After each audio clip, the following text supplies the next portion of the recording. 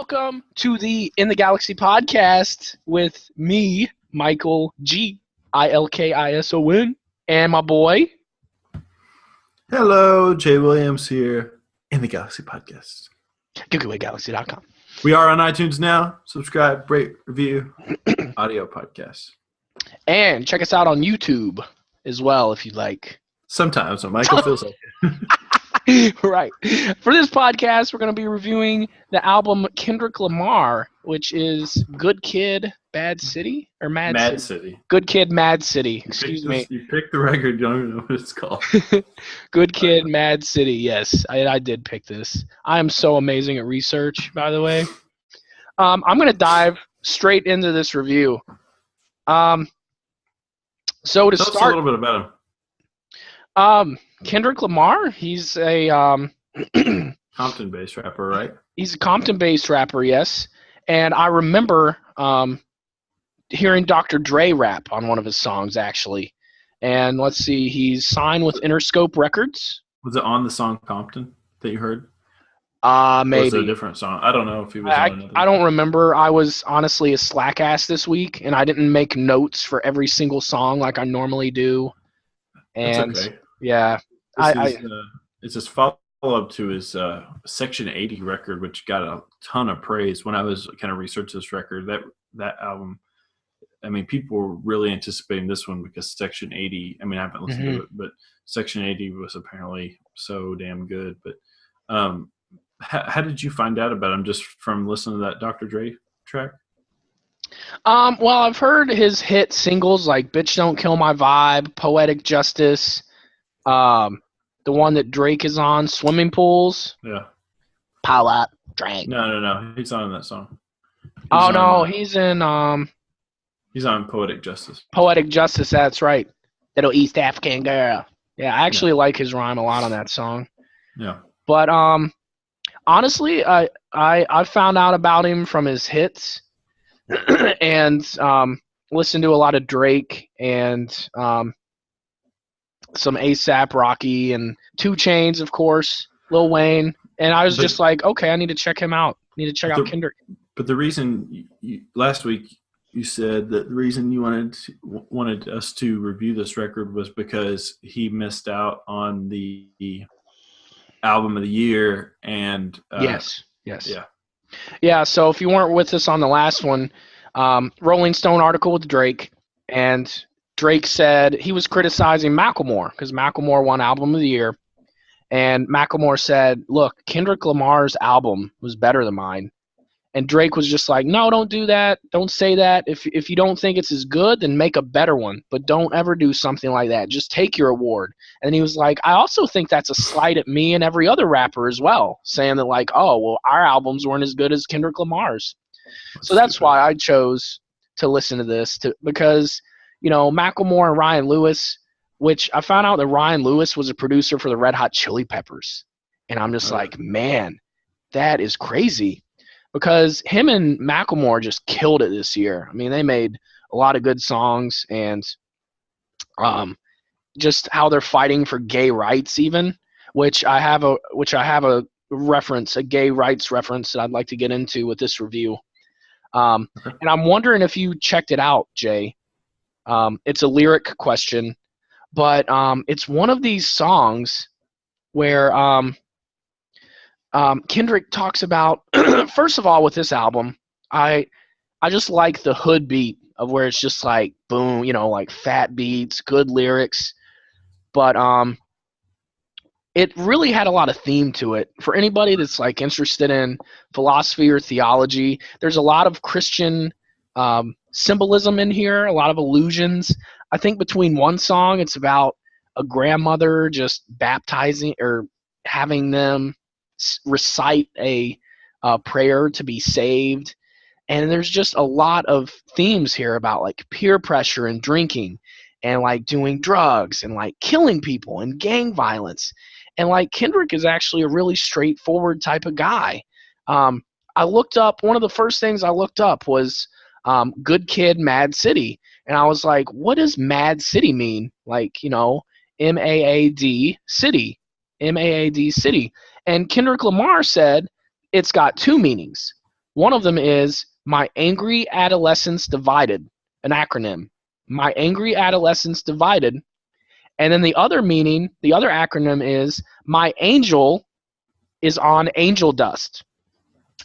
And I'll just go ahead and read this off of spin.com. While the first seems self-explanatory, My Angry Adolescence Divided, the second one required a little more exposition. That's the reason I don't smoke, Lamar said. One of the hosts responded, so you knew somebody who accidentally smoked angel dust? The MC replied, no, that was me. It's on that album. It's in the story. It's me getting my hands on the wrong thing at the wrong thing at the wrong time, being oblivious to it. Yeah, I think he said. I think in the track where he mentions this, he says it's the first time he ever picked up. He thought he was smoking weed for the first time, and and he had the wrong thing. He said like that it was just like, holy shit, what did I just get myself into? And the guy was like, oh, you picked up the wrong thing, man. So. Oh, and I think I have. They mentioned that of smoking cocaine laced in marijuana. Yeah. I think the line is, I rarely smoke now. Imagine if your first blunt had you foaming at the mouth. Yeah. I live inside the belly of the rough. Compton, USA, made me an angel on angel dust. Yeah. Yeah, so he doesn't even smoke anymore. And I think the song about like swimming pools of just, swimming pools of liquor and peer pressure, because I mean, like with that song, being in your 20s and teens these days, there's so much pressure to drink and to get drunk and do drugs, and just I think there's a lot of societal pressure with that. And he actually touches on it. I think the repetition with drink, of where it's just like pull up, drink, sit down, drink, wake up, drink, do this, drink, listen to the podcast, drink, GoQA.com, drink. I mean, it's just like everything. And I just really like that repetition. And he talks about stuff. He like really talks about stuff that matters. One thing that I was surprised about was I heard a lyric in one of his songs where he talks about sucking dick for drugs. Did you hear that line anywhere, Jay? No, I didn't. I'm definitely going to have to do some research, but that one just, man, it was really a deep line, and I was shocked when I heard it. I was like, how did this slip under the radar? I guess it's people like me saying stuff like that and not even knowing which song it's on. But, yeah. I mean, that's, maybe that's why Macklemore gave him such props for his album. Because for me, it's kind of a long album to listen to straight through. It's about 1 hour and 40. But I mean, I would encourage people to listen to the other songs, like not the hits, like Compton. I love the Compton song. And my other favorite song is Backseat Freestyle. Oh my God. That beat is so good. And when he just comes in, I wish my dick was my dick was bigger than the Eiffel Tower so I could fuck the world for 72 hours. Oh, God damn, I feel it right. God damn it. And then I get bitches. Yeah. I put them in stitches. Yeah. On my life, I wish I was a her. Yeah. Man, I love that. He just kills that. Yeah. And I think the difference is like he's got his own type of voice. Yeah. Like A$AP Rocky kind of blends in a little bit, but Tupac pops out a little bit. But yeah, I think that's the end of my. You got a grade for it? It's B plus A minus range. Yeah. I'm gonna say I would definitely recommend people listen to it. I mean, if you like Jay-Z and you like the popular rap artists, I mean, this Kendrick is doing work here. So if you like those guys, then I would recommend listening to it. And you're laughing, so I'm going to let you go on with your review of it. Okay. Because I have a feeling we're about to have opposite views again, which is fine. No, not necessarily. I think, okay, so I've heard of Kendrick Lamar.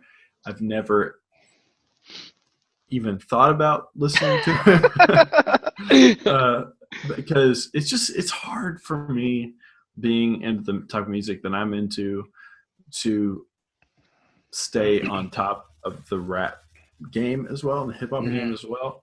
But I try to keep my ear to the ground as much as I can, and I'll pick up on stuff every now and then. But this record,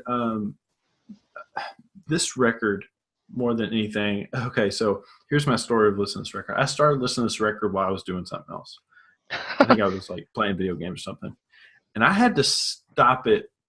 I think by track 3, which is Backseat Freestyle, and I stopped it, and I was like, okay, something's not right here. Something is not clicking with me. I'm not getting it. I'm not even like, it was hard for me to even tell like if this was music that I was listening to. So I go online, I start doing some research and stuff. And I remember you mentioned that it was a potential album of the year. So I was like, okay, I need to really dive into this record. I need to figure this You record need to out. dive into the swimming pool of Kendrick Lamar's Of Liquor, album. yeah. So more than anything, this record, what I came to find out, and I apologize because there's a potential that some of the stuff that I've read might have shaped what my thoughts of Your it are. perception, yes. My perception of it, but more than anything, it made me understand it a lot better, and I'm very thankful for that, because this record is it's a story. Yes. It was written as a story. It was written as a tale. There's many allegories in the story. It jumps from past to present to future versions of Kendrick Lamar as a character. There are characters being portrayed in this album. Not that some of things happening weren't true. They definitely, it's pretty apparent that they were true. It's the angel dust. The angel dust is confirmed because I did watch a radio interview. Right. But there's also ideas in this album. Shireen, the character of Shireen, this girl, embodies from the very opening line or very opening track. It's called Shireen, and this Shireen person is this girl that he kind of is infatuated with. He falls in. Well, he learns about her. He's into her by the middle. He makes a rhyme. He's like, about to make a vow soon. And that's a happy ones. Well, the whole thing of this record is there's a progression of Shireen on the record. The first song is him meeting Shireen, being into Shireen. By the middle, he's falling in love with her. At one point he gets jumped by her cousins and beat up by her cousins in some sort of altercation. And there's this and that. So you have to think about this whole album with Shireen in mind. Shireen represents both conflict, Shireen represents both this important goal for him. Shireen, he falls in love with her. He wants to maybe marry her someday. I don't know, but love. But then there's this dichotomy, this opposite side of it, to where she's also a conflict. She's leading him in this direction of turmoil because he's been jumped by her cousins, and at some point there's a shooting that happens, and I haven't listened to it enough. I apologize. I haven't listened to it enough to determine if the shooting was a result of that or not. I don't know. There's a lot of stuff that happened between each song, and that kind of got in the way for me. I'm just like, can we cut out the gang shooting in between this song? Well, see, here's the thing, Michael. You've got to go back and listen to this record. For somebody that recommended it, you need to go back and listen to this record, because here's what I wrote down. This record cannot be judged on a song-by-song basis to appropriately, in my opinion, to appropriately judge it. I absolutely agree with that. It is a body of work. Yes. Every song is placed very particularly. The music has been chosen very particularly. His tone of voice, his flow, the voice that he chooses is chosen very particularly to represent an idea, an angle, a character, a time in his life. There's times in this record where he raps with a higher inflection in his voice to maybe represent some inner sense of youth, a child-like perspective, a young perspective, so much so that on some songs he's rapping so high that his voice is cracking, maybe a Besant type of idea. You're killing this review, man. This is just like, wow. Here's like the allegories of Kendrick Lamar and the characters. Well, this is Kendrick Lamar's place after listening to this record in hip hop music must be noted. It Yeah, must be noted for what he is because doing. because if you listen to the hit songs separately, like Poetic Justice and Swimming Pools, you're just like, They're out of context. They're that's taken completely out of context. exactly. They're taken There's completely out something of context. deeper. There's a story there. Yes. Absolutely. But go So, on. so the one other thing that I really liked about this record, kind of in terms of the actual musical, you can't just judge this record. Let me go back to one thing. You can't just judge this record for the music like we've done on some of our past. You can't judge it for the beats. You can't judge it for even really for the rhymes, because sometimes you're thinking, that's kind of a cheesy rhyme.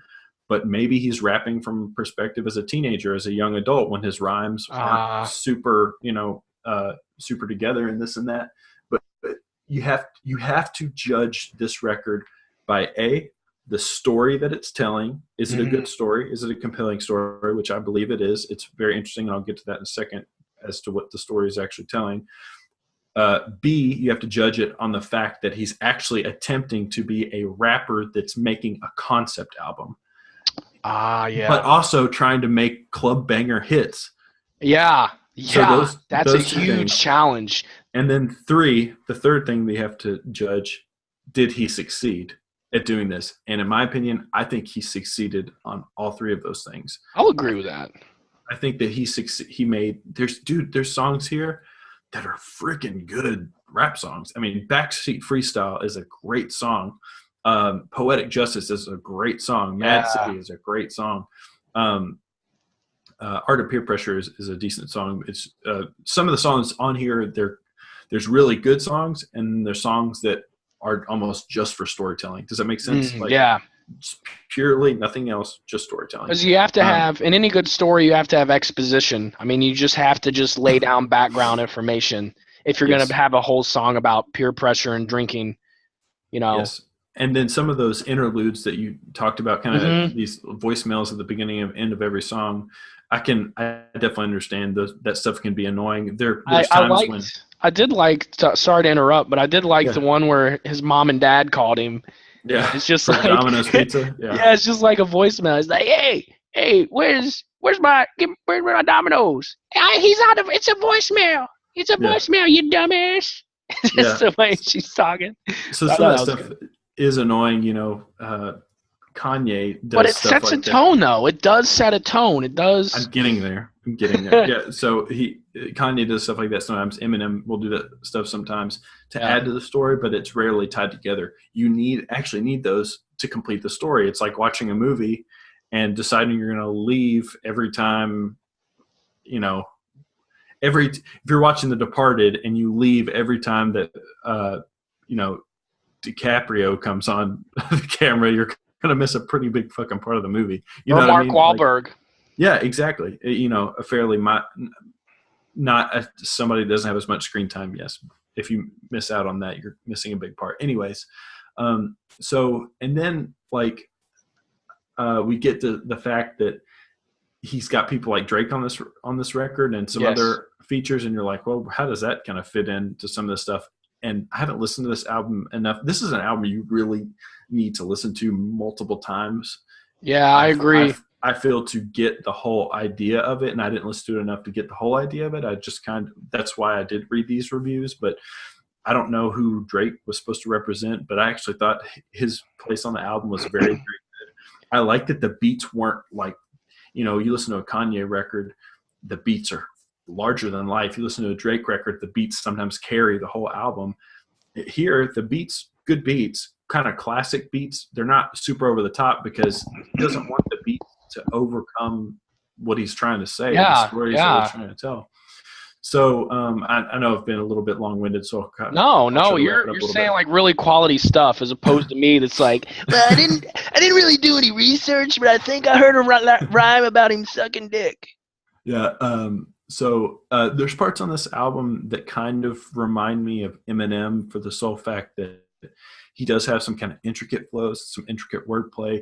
But more than anything, I think the only thing that really reminds me of Eminem is just the storytelling aspect. Eminem is very good at telling a story. Yeah. Eminem does this. I'm not going to say that there aren't rappers that don't tell stories. Eminem does this, but it's more contained within one or two songs. It's not really a whole album. But I think maybe that's all that it reminded me of. But Well, I'll add to that. yeah. I think Kendrick Lamar and Eminem are both introspective. Like Yes. they really are good at taking a look inside themselves. Of where like the line where Kendrick says, "Listen to me, Kendrick. You need to prepare for victory, Kendrick." You know, just like, you know, getting pumped, this mindset. Where Eminem will do the same thing. He'll be like, "You need to get off the drugs, man. You need to get off that. You got to get it together." But I love it so much. And it's just like, man, they represent human struggles that everybody does. I mean, everybody has shit that they're going through and struggles, but they're introspective about it. They'll analyze it, man. And I love it.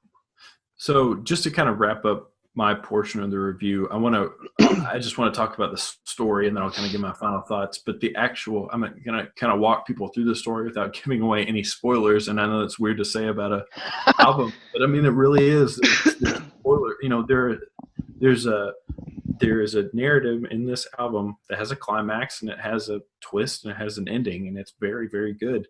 Wow, I had no idea that it was a narrative. Oh yeah.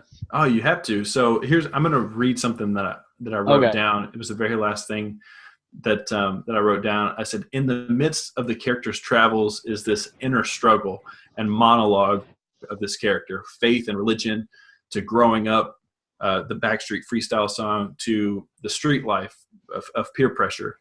And what I'm basically mean by that is you literally have a step-by-step of Kendrick Lamar living in Compton, being this person that's kind of figuring out his life.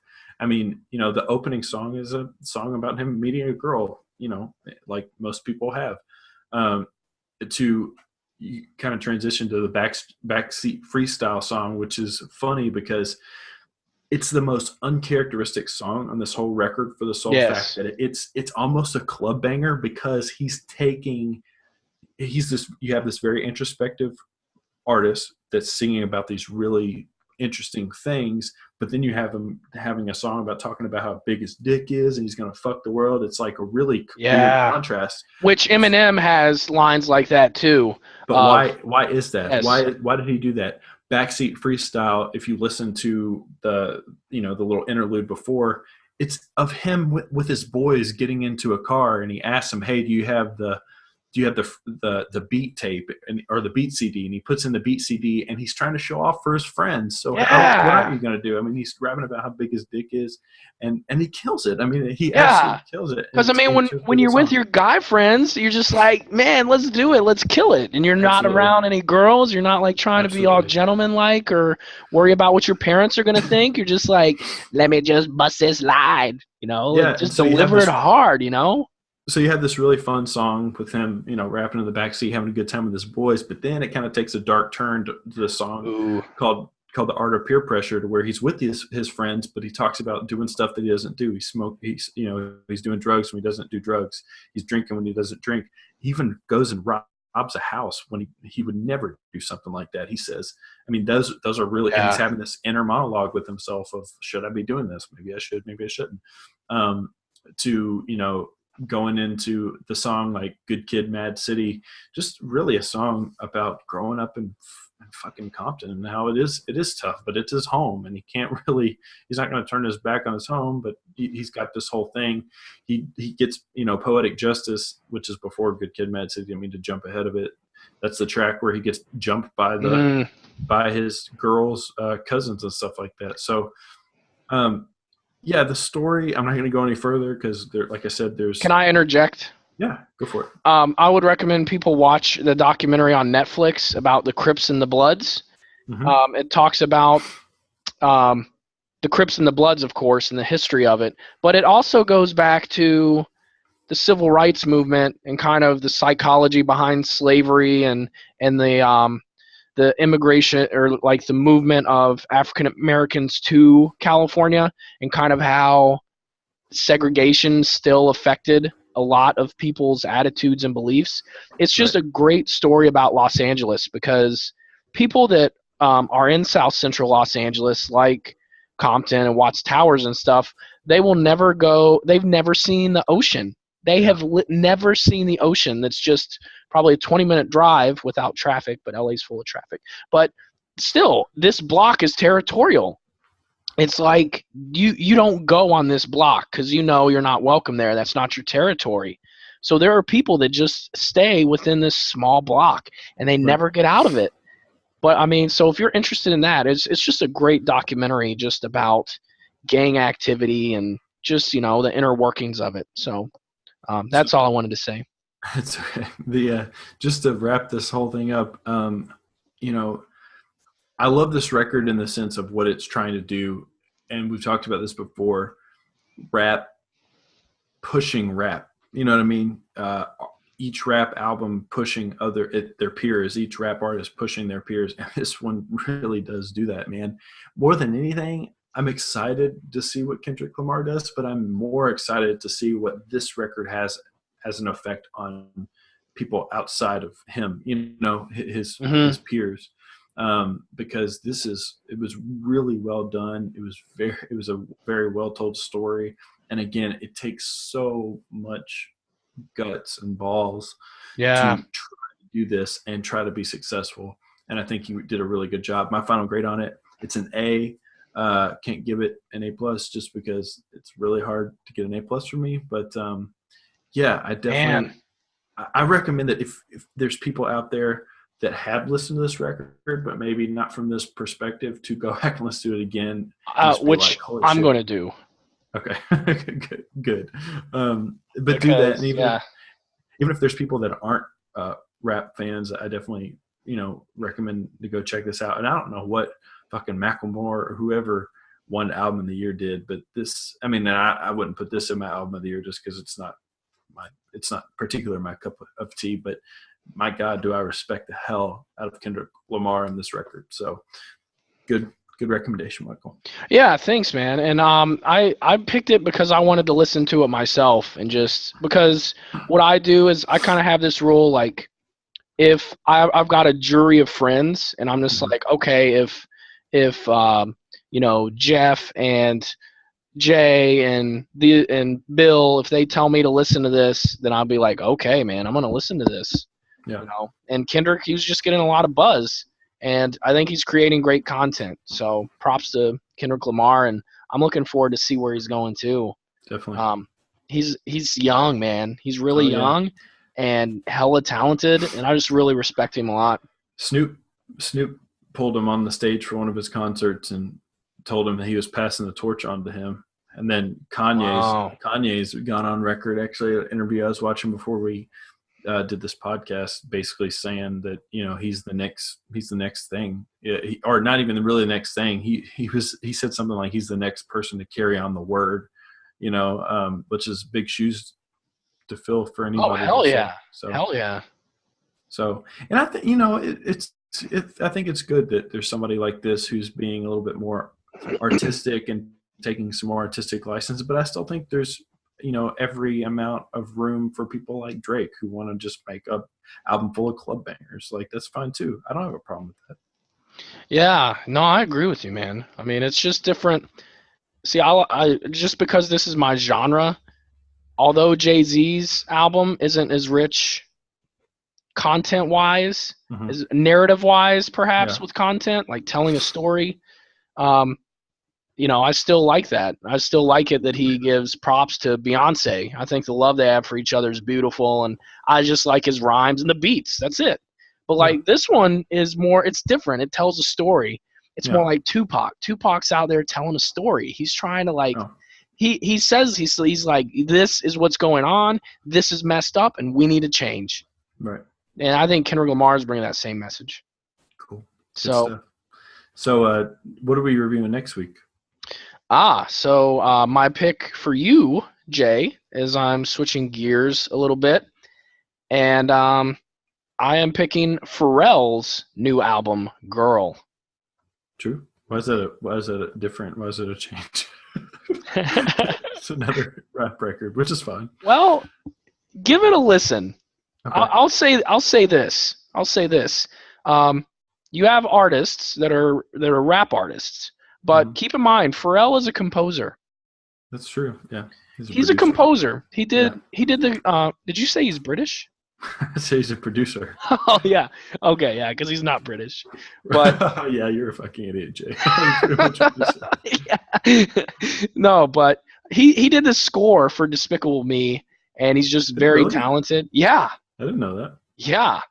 He's just super talented, and he was in the song. He did some of Jay-Z's early big club banger songs. Yeah, he's in that Daft Punk song. That was really good too. Oh yeah, I mean Pharrell.